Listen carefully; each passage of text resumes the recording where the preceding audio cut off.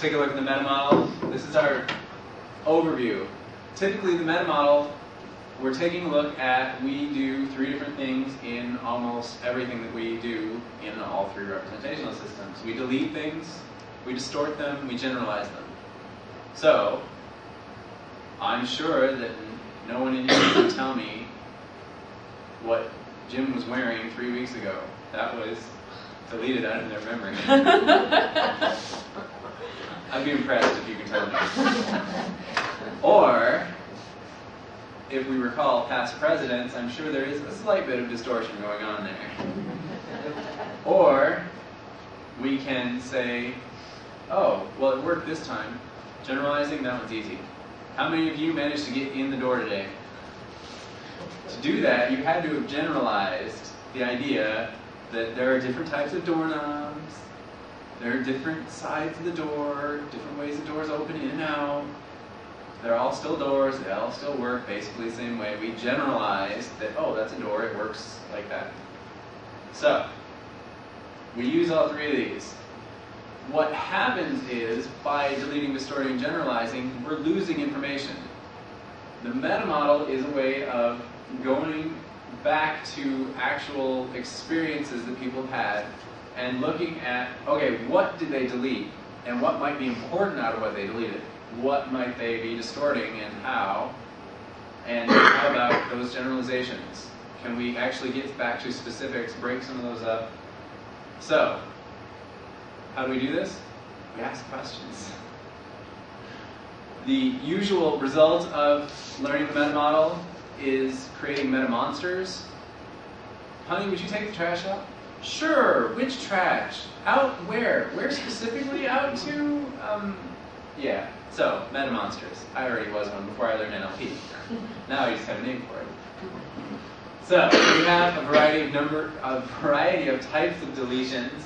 Simple deletions, comparative deletions, because you know that I'm better at doing these sorts of presentations.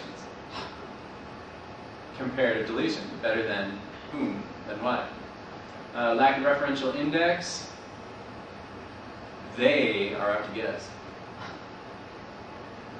Unspecified verb, we are here today to learn. How specifically are we going to learn? So, we use these all the time, and you may find yourself becoming a bit of a meta monster. If you do, it's okay. Your friends will mostly forgive you. You can make new ones. We have distortions. Nominalizations are where we take a verb and turn it into a noun. We take something that was a process and turn it into something static. Hey, April, can you trade me 3 pounds of decision for 4 pounds of relationship? Throw in a little communication for a kicker. So, if you can't put it in a wheelbarrow, it's probably nominalization. If we use it as a noun and it won't fit in a wheelbarrow, it won't be able to put it in a wheelbarrow. So, good examples, communication, decision. What's the other side? We can turn it back into a verb. Relationship is one of those weird words that's really hard to get back into a verb. I'll leave that as an exercise for the reader. Decision, we are deciding. We did decide. We made a decision. These are completely different feels to each of these statements. Cause and effect. Well, she made me do it. We say these things all the time. Didn't make me do it. You know, all sorts of stuff. Cause and effect. Well, I only did it because so-and-so said thus and such. Mind reading? I know you all know what mind reading is. Lost performatives? Who's doing these things? Again, the sort of thing with our lack of referential index. They were doing something. We have unspecified nouns or pronouns that go in there. We sometimes lose the lost performative, or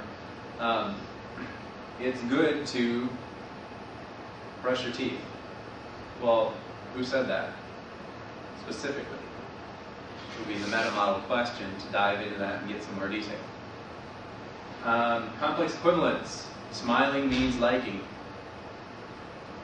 when we equate two things that may or may not actually be comparable.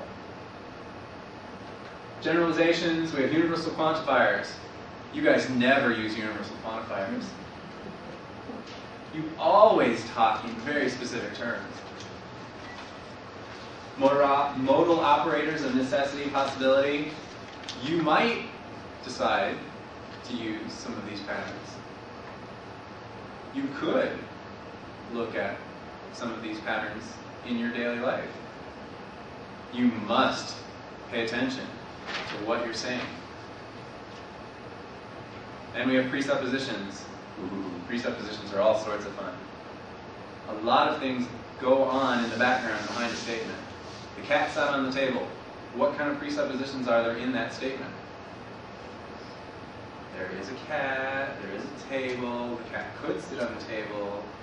People also suppose a whole lot of things.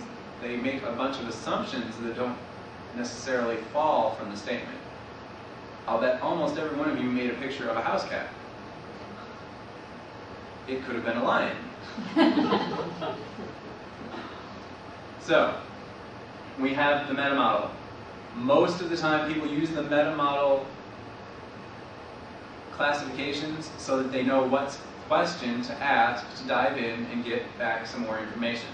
So, meta model goes from these deletions, distortions, generalizations down into specific details that actually is something experiential. So this is why you drive me crazy all the time. It's a bonus. I know.